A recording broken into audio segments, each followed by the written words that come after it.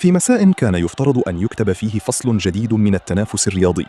تحول ملعب المسيرة بمدينة آسف إلى مسرح لأحداث صادمة بعدما اقتحم عدد من جماهير اتحاد العاصمة أرضية الملعب في مشهد غير مألوف رافقته أعمال شغب واستعمال مكثف للشهب الاصطناعية.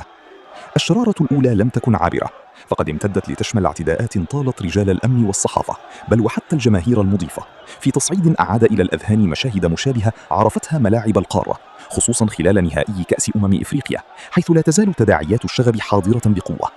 وفي هذا السياق لا تزال قضية المشجعين السنغاليين حاضرة في الأذهان بعدما تم توقيف عدد منهم على خلفية أحداث شغب مماثلة، ضمنهم مشجع جزائري متورط في نفس الملف، في قضية لم تطوى صفحاتها بعد وما تزال أطوارها أمام القضاء مستمرة، وهو ما يعكس خطورة تكرار مثل هذه السلوكيات داخل الملاعب.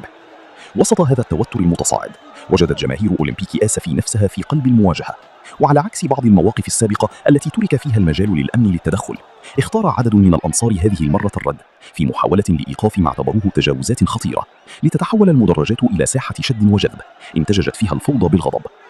الأحداث لم تمر دون تأثير مباشر على سير اللقاء، حيث تأخرت صافرة البداية بأكثر من ساعة في انتظار استعادة الحد الأدنى من النظام داخل الملعب. وعندما عادت الكرة لتدور كان واضحا أن الأجواء المشحونة ألقت بظلالها على اللاعبين فوق أرضية الميدان. ورغم كل شيء انتهت المواجهة بنتيجة تعادل إيجابي 1-1 بعد تعادل سلبي في مباراة الذهاب، ما منح بطاقة التأهل للفريق الجزائري بفضل امتياز الهدف خارج الميدان، منهيا مشوار الفريق المغربي